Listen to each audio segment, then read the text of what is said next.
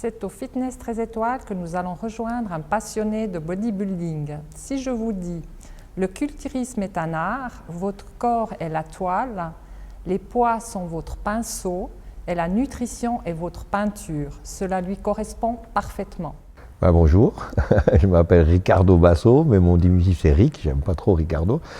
J'ai 56 ans et j'habite sur le haut plateau, enfin plutôt à Lens. Et je m'entraîne depuis l'âge de 18 ans et puis j'ai une entreprise de peinture. Alors ça remonte à longtemps. L'anecdote, c'était qu'un jour, en me promenant avec ma mère, j'avais 10 ans, on passe devant un kiosque. Et puis il y avait un magazine qui s'appelait Santé et Force. Et ça remonte à des années en arrière. Et il y avait une photo d'un bodybuilder et ça m'avait impressionné. Le volume musculaire, la forme qu'il avait, je me suis dit, ça c'est comme un super-héros. Et j'ai dit, c'est pas possible qu'on arrive à être comme ça. Puis j'ai cassé les pieds à ma mère pour avoir les 10 francs pour pouvoir m'acheter le magazine que j'ai lu, je pense, 50 000 fois. Et c'est comme ça que ça m'a intrigué, les exercices, comment on pouvait transformer son corps. Et c'est de là que j'ai commencé à m'intéresser à la musculation. Alors, il varie un peu, je vais un peu au feeling. J'ai suivi beaucoup de programmes de muscu, lourds, légers, des séries longues, des séries courtes. Après, je pense que je vais plutôt à l'intuition, la forme du jour. J'ai envie de lever lourd, je lève lourd. J'ai envie d'avoir une super congestion, donc je prends du poids plus léger. Je m'entraîne non-stop, je fais des supersets, des trisets. Je cherche, entre guillemets, à me faire plaisir quand je vais à la salle. Je n'ai pas de protocole d'entraînement spécifique, comme certains auraient, tiens, pendant 6 semaines, je fais une prise de masse, je m'entraîne lourd et tout. Je pense que mon entraînement, il évolue avec l'âge. Donc, avant, on faisait un peu de n'importe quoi. Puis là, maintenant, on se dit, ouais, il faut que j'ai des points faibles, je dois travailler un peu plus ça, un peu plus ci. Puis, non, mais je n'ai pas de programme carré, dire je fais ci, je fais ça. J'écoute mon envie du jour. Au début, c'était des exercices de base, soulevé de terre, squat et tout. Puis après, avec les petites douleurs, l'âge qui avance, j'ai préféré les exercices d'isolation. Ça veut dire des exercices avec les haltères, les machines. Il y a tellement de bonnes machines qui permettent de cibler le muscle et de sentir le muscle qu'on travaille et pas d'autres. Et c'est ça. Et puis avec des charges raisonnables, quoi. C'est fini les grandes folies, des presses avec des poids astronomiques et tout. Enfin, il faut se ménager. C'est ça. Qu'est-ce qu'on va dire? Je m'entraîne en moyenne 4 voire 5 fois par semaine. Qu'est-ce qu'on va dire? 1h15, 1h30. Après, c'est le temps de venir. Mais en muscu, sur les machines, avec les barres, c'est au grand maximum 1h, 1h15. Pas plus. Alors, je fais du cardio quand j'ai envie, quand je promène mes chiens, et sinon, en période de pré-compétition, de régime et tout ça, je fais du cardio le matin à jeun, et je fais le cardio après l'entraînement à la salle. Donc je fais du cardio 2 fois par jour, ça permet d'éliminer, de brûler des calories. Mais il faudrait faire du cardio presque souvent, parce que c'est important, quoi. Mais après, c'est l'envie, c'est différent. Bah oui. Avant chaque concours, on se met au régime, on fait des sèches. Après, c'est pas systématique. Après, on se dit, je fais une prise de masse, puis j'ai pas de concours en vue, mais je veux quand même avoir les abdos saillants ou un truc comme ça, alors on se met au régime. Mais en général, moi, je fais quand j'ai un but, un concours ou comme ça, je me mets au régime, je me fais ma sèche. Puis mon objectif, c'est ça. C'est pas pour aller me pavaner sur la plage ou comme ça, quoi. C'est parce que j'ai un objectif au bout. Puis surtout de ne pas être trop patochon, quoi. Alors, en moyenne, c'est 16 semaines de régime. Après, ça varie. Ça dépend de tout, à quel niveau tu pars. Si tu as fait le con entre saisons, ben, elle va durer beaucoup plus long. Tandis que si tu as été régulier, raisonnable et tout, je pense qu'entre 12 semaines, tu dois arriver. 12-16 semaines, c'est un bon timing. Après, je pense qu'une sèche longue, c'est plus profitable que de se priver, d'être frustré, parce que l'ultimatum, il approche, il vaut mieux aller gentiment. Moi, je partirais sur 7 semaines, c'est un bon créneau. Alors, je ne peux pas dire que je surveille mon pourcentage de graisse. Mon Mon point de repère, c'est mes abdos. Quand je vois plus mes abdos, je dis, oh purée, ici, il faut faire gaffe. Après, je sais que tant qu'on voit ses abdos, on est à 10-12%. Donc je dis, ça va, c'est correct, mais j'aimerais pas monter et devenir gras, bibochon. Après, c'est chacun son choix, mais je fais quand même attention à ce que je ne sois pas trop enveloppé.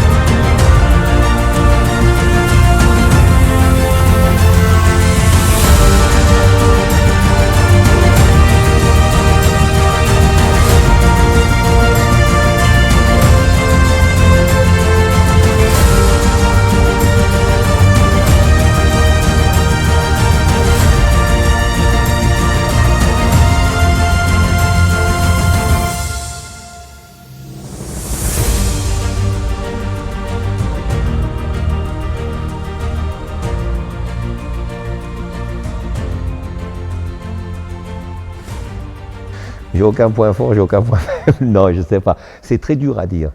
Enfin, personnellement, moi, je trouve que mes cuisses, c'est un point faible. J'aime bien mes bras, mes abdos. J'ai de la chance, j'ai travaillé très peu, et puis quand ils doivent être là, ils sont là. Mon dos, je pense, c'est un bon point fort. Après les pecs, après, voilà, c'est chacun. Je dirais mon point faible privilégié, c'est les jambes. Les jambes, voilà. Bonne question. D'être arrivé à ce que je suis arrivé à faire. Enfin, d'arriver à tenir une sèche, aller sur scène, à faire un concours. C'est des trucs qui étaient inimaginables pour moi il y a 12 ans ou 15 ans en arrière. Moi, je pensais m'entraîner et tout ça. On a toujours cette envie. Je suis très compétiteur dans l'âme. Et il fallait quelqu'un qui me dise, il faudrait faire un concours. Il fallait quelqu'un qui me donne ces équipes. S'il ne m'aurait pas dit ça, j'aurais jamais fait de compétition de ma vie. Puis après, une fois que tu goûtes à la compétition, tu as envie de faire mieux, d'aller de l'avant, de te surpasser. Et c'est ça, je pense, que je suis le plus fier. Et puis de l'assurance que tu prends. Comment dire, tu es plus sûr de toi. Parce que tu es arrivé là où tu pensais que tu n'arrivais pas.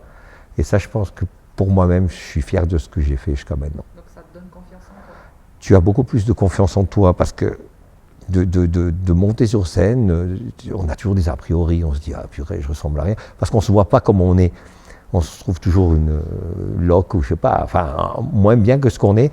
Et de oser, de se dépasser, de dire « Maintenant j'y suis, j'y vais », ça je pense ça donne une assurance et tout, pour le travail, pour tout dans ta vie. Tu dis « Je suis arrivé à faire ça, je suis allé jusqu'au bout de mon objectif », et ça donne une sécurité, enfin une assurance que je n'avais pas avant. Je pense que les entraînements lourds-légers, on va dire une semaine lourd, entre 8 et 12 répétitions, et puis la semaine d'après, des séries entre 12 et 20. J'ai trouvé que ça me convenait le mieux, et puis de m'entraîner un muscle une fois par semaine. La musculation me prend beaucoup de temps. Alors j'essaye de jongler, je me lève tôt le matin, je me prépare mes repas en temps de régime, je me prépare les repas de toute la journée dans des tupperwares et tout. Après je pars travailler, et puis l'avantage que j'ai par rapport à certains, c'est que je suis assez indépendant. Donc je peux rentrer à la maison quand je veux, je peux gérer ma journée comme je veux. Chose que c'est un plus par rapport à d'autres qui sont au chantier de 7h le matin à 18h le soir et qui ont toute leur quincaillerie avec, la bouffe et tout. Je veux dire que je suis privilégié comme ça. Et puis après je bosse un peu le soir, après l'entraînement je mange, je fais du bureau, enfin voilà, on gère comme on peut quoi, mais c'est pas évident.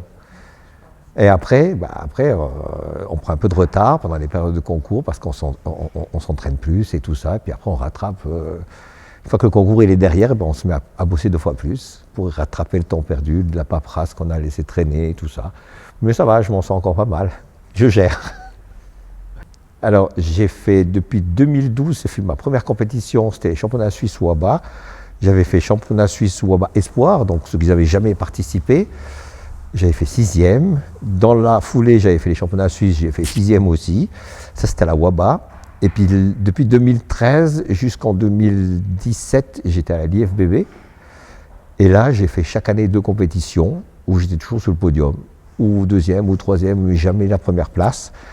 Jusqu'en 2019, où je suis retourné à la WABA, en catégorie Master et Super Master. Et j'ai fait champion suisse en Master, champion suisse en Super Master, ce qui m'a permis d'être qualifié pour les championnats du monde en Ukraine. Et c'était des trucs qui m'arrivaient tout en même temps que j'aurais jamais pensé de ma vie. Mon but était d'être champion suisse au moins une fois. Et puis là, la dernière compète que j'ai fait, c'était 2021. J'ai fait championnat du monde aussi, à Perugia en Italie, où j'ai fini 6e, si je ne me trompe pas. J'avais fait Univers en 2019 aussi à Strasbourg. J'avais fait 6e aussi, ou 5e, je ne sais plus. Et puis 2021, les champions suisses de nouveau en catégorie juste Super Master, donc plus de 50 ans. Qu'est-ce que je pourrais dire là-dessus? Chacun est libre de faire ce qu'il veut. Après, je ne suis pas pour, je ne suis pas contre. Après, je dirais, il faut savoir ce qu'on veut dans la vie. Après, je me dis, celui qui fait de la compétition, il n'y a pas de miracle. Celui qui vient me dire, je fais de la compétition, je suis à un niveau national, physiquement, il sort du lot et puis qui me dit qu'il mange des haricots et des brocolis, c'est un menteur. Parce qu'il y a un tel niveau qu'on est forcément obligé de passer par là. Après, je dis, il n'y a pas de miracle. Je pas dire, il y aura toujours un qui va dire non, moi je prends rien. Après, qu'est-ce que c'est se doper? On prend une aspirine, on est dopé, on prend de la caféine, on est dopé. Mais je pense qu'en body, comme dans tous les autres sports, le dopage, il fait partie intégrante du cercle, quoi. Après, je dirais, une personne qui fait du sport pour être bien, pour avoir un physique acceptable ou pour être bien, je ne vois pas l'intérêt de prendre des substances illicites, entre guillemets, pour être beau. Enfin, mais après, après, on prend parce qu'on a envie de gagner. Alors, on sait que le premier ou le deuxième, il est chargé à ci, à ça. Moi, je dirais, on va jouer sur le même tableau qu'eux. Après, on sait qu'il y a des risques, on sait qu'il peut y avoir des conséquences, des effets secondaires. Voilà, chacun est libre de faire ce qu'il veut. Le fumeur, il risque un cancer. Je ne sais pas, il y a plein de trucs. Moi, je dirais que chacun est libre de ses choix. Et ce que je n'accepte pas, c'est les gens qui critiquent les sportifs. Ils leur disent, ouais, c'était qu'un sale dopé, c'était un tricheur. Typique, l'anecdote, c'est de Lance Armstrong, qui a gagné les Tours de France et qui a vendu, il a fait vendre des paquets de trucs à ses sponsors et tout. Puis après, ils reviennent 10 ans en arrière, ouais, il était dopé, à ci et ça, mais en attendant, il a fait le spectacle. Les gens qui vont voir les courses de ski ou de vélo et tout, ils viennent pour voir du spectacle. Donc ça fait partie de son boulot. Alors après, ils le discriminent, ils le disent, non, c'est un dopé, c'est ci, ça. Il fallait qu'il gagne sa vie. Puis il a fait gagner la vie à d'autres personnes. Donc après, c'est son choix. Alors moi, je dis, c'est le monde qui veut aussi que ça aille comme ça. Je parle dans le body, vous avez des bodybuilders, c'est des hors normes. Mais si les gens demandent ça, ils veulent voir quelque chose d'extraordinaire. Donc ils sont obligés de passer par la pharmacie. Et puis c'est comme ça. Après, on ne peut pas juger. Moi, je ne me permets pas de juger. Chacun est libre de faire ce qu'il veut, mais il faut faire attention, c'est tout. Alors, des compléments alimentaires, on prend des protéines en poudre, des acides aminés, de la glutamine, de la créatine. C'est tout des compléments, c'est bien des compléments à l'alimentation normale, pour éviter des carences en vitamines, en minéraux, en machin, en période de régime. Ça aide. C'est justement pour éviter des carences, pour aider la créatine, les BCAA, les acides aminés. C'est un plus. Et c'est tellement plus facile. Par exemple, vous n'avez pas le temps de cuisiner, vous faites un shake de protéines avec de la poudre d'avoine et tout. Ça vous prend 32 secondes et puis vous avez votre repas qui est prêt. C'est-à-dire que s'il faut cuire du poulet, il faut cuire le riz et tout ça, c'est tout du temps. C'est plutôt question gain de temps et économie, c'est tout. De pouvoir m'entraîner encore quelques longues années et puis de encore participer 1 ou 2 fois à championnat du monde, j'aimerais bien. Ce qui me motive, c'est le plaisir de venir m'entraîner. Moi, chaque fois que je vais à la salle, c'est un moment de convivialité, tu vois des gens que tu apprécies, tu passes un agréable moment, tu sors de là après une journée de merde, tu ressors de ta salle, de ton entraînement, tu es content, tu es bien, tu es apaisé, et c'est ça qui me plaît. Après, c'est clair qu'une compétition, c'est un objectif qui va te permettre de te dépasser, de te dire maintenant j'ai ça comme but, et de t'éviter à t'affaler sur le canapé un soir que tu n'as pas envie de t'entraîner, tu dis merde, pendant ce temps les autres ils s'entraînent, je ne veux pas être le dernier, donc je vais aller m'entraîner, et ça te permet de te motiver un peu plus, quoi, ouais. Si le physique suit, je ne m'arrêterai pas. J'ai pas envie, je ferai peut-être je ferai du fitness, je ferai quelque chose, je ferai. Je ne pourrais pas rester inactif, regarder la télé. Je pense que la salle, c'est ma deuxième maison, c'est où je suis bien. Après, c'est clair que je ne lèverai plus des poids comme avant, j'ai des exercices que je ne pourrais plus faire, mais plus longtemps que je peux venir, je viendrai. Ça, c'est une chose qui est primordiale dans ma vie. Ça fait partie de mes obligations, entre guillemets. Alors déjà, de s'éduquer, entre guillemets, de ne pas vouloir aller trop vite, de ne pas vouloir faire comme tout le monde, de dire « ah, lui, un tel », de s'éduquer, de se renseigner, d'apprendre à s'entraîner, à manger, les bons côtés, les mauvais côtés, les risques qu'il prend de se blesser, tout ça, et puis d'être patient. Il y a tellement de jeunes qui pensent qu'en 6 mois, ils vont ressembler à Schwarzenegger ou à qui d'autre. Je pense que c'est que le temps. Et puis, je pense sur 10 jeunes, il y en a 1 ou 2 qui va continuer, qui va persévérer parce qu'il faut du temps. Du temps, c'est de l'argent, c'est de la patience, c'est des privations. C'est une hygiène de vie qui est type pour la musculation. Après, si tu fais de la musculation pour le plaisir, tu viens 1 fois par semaine, 2 fois par semaine avec des copains, tu rigoles. C'est cool. Mais je dis à quelqu'un qui voudrait vraiment s'investir dans ce sport, il faut qu'il s'éduque, qu'il apprenne, qu'il regarde. Et surtout que c'est tellement facile maintenant. Vous allez sur YouTube, vous allez sur Internet, vous avez des réponses à toutes vos questions. Donc nous, à notre époque, on était le bouche à oreille, on croisait un athlète qui faisait la compétition, on écoutait ce qu'il nous disait, on essayait de suivre, on essayait d'aller chercher les informations. Maintenant, c'est tellement facile. Et il faut la patience, le temps. C'est juste ça. Mon principal objectif, c'est de durer, on va dire ça, de durer dans le sport, de partager ma passion, de donner des conseils, enfin de partager ce que j'aime.